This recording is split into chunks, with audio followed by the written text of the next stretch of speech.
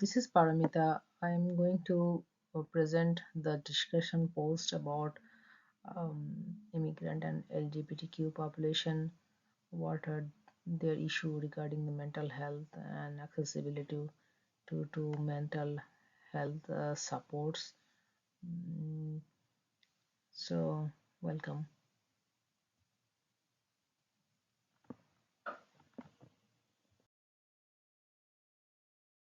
So, today my topic will cover the population demography, um, what are their issue, why they are struggling with mental health, and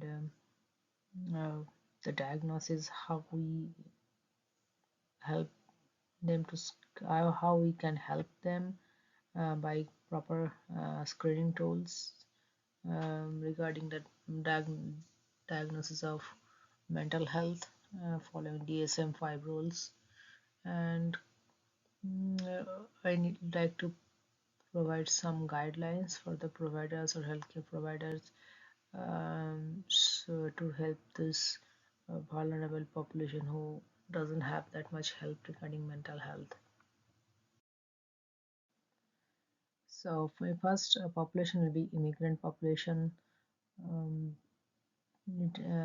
over the past, I think, decade, we have seen global migrations. People are moving from one country to another country in terms of job, maybe education, and we also see refugees regarding uh, coming from the war-torn countries or natural calamities, or because of they don't have enough job there, so they move into the more stable country and economically prosper countries. But even though when they move to another country, they have mm, the fear or trauma with them uh, in their own country in terms of war or physical abuse or mental abuse on, um, and as well as when they come to a new country they have to face different language, different culture, mm, and that also increase their um, mental health problems. They find it hard to assimilate in with the local population, accept new culture, and they also don't know how to access healthcare, especially mental health.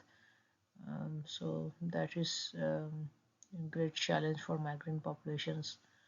Um, so you have seen a high rate of anxiety disorders, depression and mood disorders, psychotic disorder, PTSD among this immigrant population compared to um, native population. And we have also seen the association between the mental health conditions um, and country of origin, ethnic background, and race. Um, there, the research has found a huge treatment gap among immigrant population, around 40% among Asian Latinos and 80 to 90% among the Syrian population. So this is huge because when they come into the different country, they might get a stable, safe place to stay or food, but they don't have enough healthcare support, especially mental health care, um, referrals to get help um, with their mental health issues. So we have, when the immigrants come for an assessment, we need to be culturally competent to know their problem. Even before diagnosing them mm, through DSM-5, like depression or PTSD or anxiety disorders, so we need to be culturally competent, and ask the questions that relates to their culture. Um, so there is a useful tool that called cultural formulation interview that helps to gather culturally relevant information during initial psychiatric assessment. That focuses on the cultural definition of the problem, that we can ask the patient like what they want to know about their mm, problem, um, and we need to like assure them there is no right or wrong problem. um, um, and they also we can also ask them the cultural perception, what is their uh, view of their in their own according to their own cultural perspective. um, People mostly understand their problem in their own way, so which may be similar to or different from how doctors describe. So if the person mm, have different views of their problems, um, uh, we can have we can involve um, family or communities to describe as well. Uh, you also can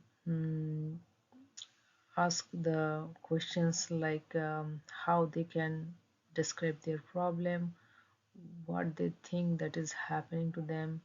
Um, some people may explain that their problem is a result of like bad things they have done in past, or maybe a physical illness or spiritual problem. So we need to find out how they cope with those problem in the community in setting, or if they have used any coping mechanisms. Uh, we can also ask them that if they have any uh, stressors from culture, or they have any support system within their community. Mm, Cultural factors affect um, um, a lot regarding mental health. They might have stigma involved, or they don't want to um, accept that it is a mental health problem. So we need to involve um, a person. They are community members to help with those people and connect connect the healthcare system with the migrant population. So um, we need to find those people who are will be like volunteer, someone from their cultural community to help with those healthcare providers to um, bridge the to reduce the gap regarding the cultural competency among healthcare provider. So that is a good tool to start um, the diagnosis, so that we can be more competent to ask right questions and not hard um, cultural sentiments of those patients. So this is a guideline to improve mental health issues among immigrants. Um, so we need to promote refugees and migrants' participation in the society. So we need to involve them more in community participations, involved in different work, culture, mm, um, different community programs, etc.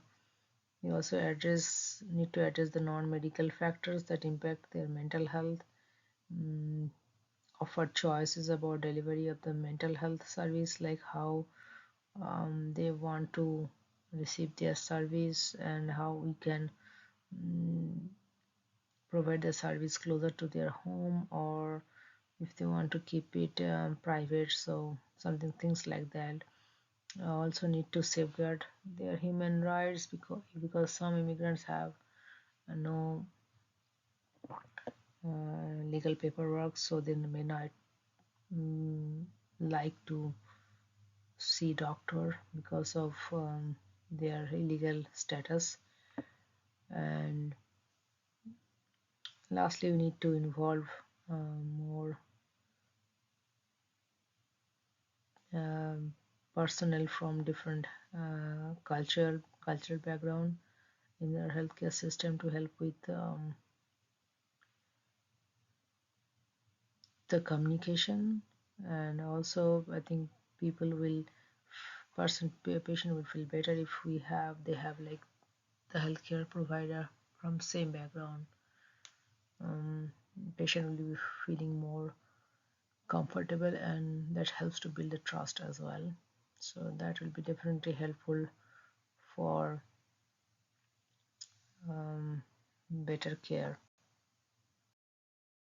Talking about the LGBTQ community, there is a lot going on for the transgender or gay rights. So this community is also very underserved. They represent a diverse range of racial, ethnic, cultural, socio-economic background. In any country or any race, we can find this community. Um, so, in terms of mental health perspective, we have seen LGBT community population have almost 2.5 times more mental health problem. They are more involved in the substance abuse, alcohol problem, suicidal thoughts, etc.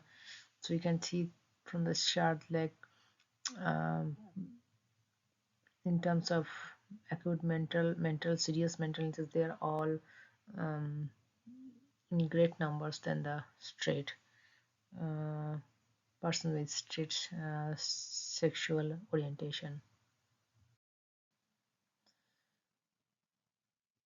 So historically,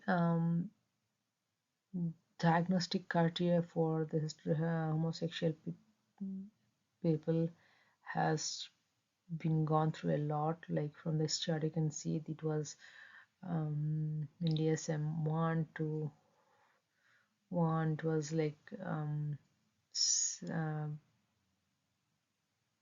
seen as a mental health problem. So in 1972, it has those homosexuality um, has been um, changed from the diagnosis of a mental health disorder to gender orientation. And because there is no scientific data that supports that there is a mental health if patients are homosexual. And current American Psychiatric Association classify that um, homosexuality does not include any DSM category that could apply to people based on their sexual orientation. So what we can do about this LGBTQ population, we need to know that what is the background of this LGBTQ community, how historically um, they have gained their right to from stigmatized as a mental health patient to a normal person with different sexual orientation, etc. So provider need to know this background. Um, they need to know the because LGBTQ population face a lot of harassment, so they are prone for suicidal ideation, um, depressions, things like that. So they need to know any warning signs. Um, we need to use a compassion and acceptance. Like we need to accept that they are also a normal people, just with different sexual identity. Um, uh, Using the gender and sexual assessment tool, that is a great guide, like how they are um, accepting themselves, or also presenting um, themselves as other, because they don't accept their own biological the gender by birth, but we need to understand how they orient themselves and what pronouns they are using. So this is a great tool to mm, use for this population. We need to honor their identity, whatever they are disclosing, and accept, and mm, treat them, start conversation. We need to avoid our own bias. We need to provide this accepting environment, um, by asking like simple question how they would like to be called and what pronoun they want to use, us to use, mm, to improve social acceptance. um, we need to use the positive factors. We need to involve family, because most of the family with LGBTQ children, they don't accept them. So we need to involve family as well to provide more support. It has been seen, if the children with LGBTQ from LGBT community, if they have good support system at home, they have lesser chance to have mental health problem. Um, so those are the all good support system we can provide. Those are the guidelines that providers can use. So these are my this was my small presentation for the population on LGBTQ community and migrant community.